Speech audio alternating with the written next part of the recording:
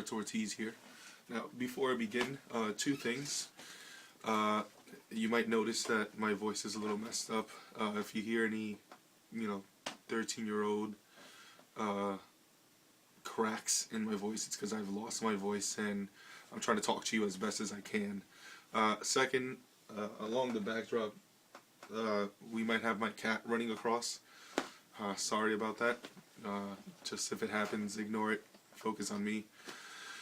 So what's this video about? This video is to kind of squash some rumors that have been circulating all over the place due to another New York-based photographer. I'm not going to use his name because I don't feel he deserves the publicity.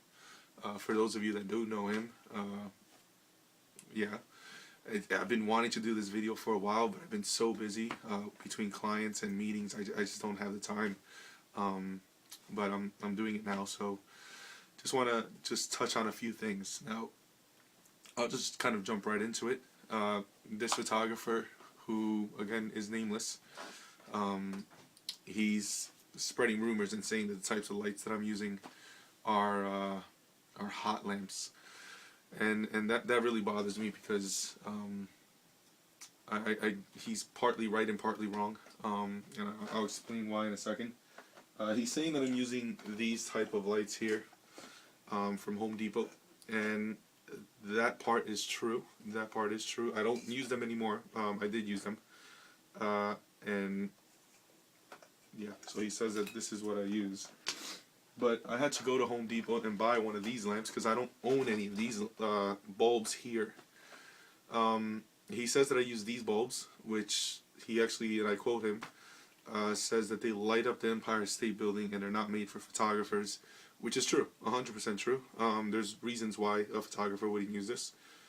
This reflective surface forces the heat and the light to shine through, and it doesn't come in here. It just keeps inside the location and beams outward.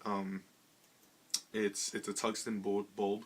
It uses yellow lighting, which is really bad for skin tones, and that's just not good. Especially for color temperature and editing purposes, it's just not good.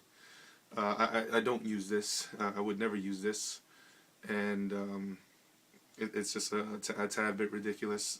They do get really hot. This one here is 120 volts at 100 watts. At 100 watts of heat light. I mean, this is the stuff that they use at McDonald's to, or diners to keep the plate warm while the waiter's walking around. That's crazy. I would never use this on a model. So he says that I'm burning my models or my clients. Any of my clients know that I don't do that. I don't use these. What I do use, however, and I'll start with what I used to use. I used to use one of these here. Bought at B&H. It's made for video lighting. It is 140 watts equivalent. So it's 24 watts because if you look at the inside, it's a fluorescent light which actually does not generate any heat. It's cool white, which gives off a nice blue lighting, just a very mild blue, but it's also extremely bright, and gives it a very pretty catch light. Now, I stopped using this bulb specifically because it did the same thing as the heat lamp. If you see on the side here, right, no light actually comes out of this section, which is actually really bad. It generates all light this way. Now the reason that that's bad is because when it's inside of one of these, all this reflective surface is pointless. So when I used to use these, I used to use this. Now this I bought at B&H. It's $37. It's exactly the same thing as the other one that I just showed you. The reflective surface inside is not good at all. Why did I start using this and I got rid of my alien bees? Anyone that remembers Harts, because now it's Hard Base, Harts knows that I used to use flashes, alien bees, and the reason I stopped using them was because I had a client come in that oh man, I'm so bad at saying this, epileptic. And as the flashes were going on, she actually fell into a coma, not a coma, into a seizure, foaming at the mouth. I had to open her mouth with a pen. It was a horrible experience. I would never do it again. And from that day on, after learning a little bit about that type of lighting, I switched to continuous lighting, and I've been doing continuous lighting since then. Heart Base is a company that we try to give everyone the experience of being models, and that includes people that are epileptic. I'm really bad at saying that word, especially now with my voice. So I've been using continuous lighting, and I've been using it for years. I don't burn my clients, but if you look at this light here, this light was from B&H. It's $37. The reflective inside is nice. It's a nice soft. It gives a nice soft light, and you know, it has this really nice switch here.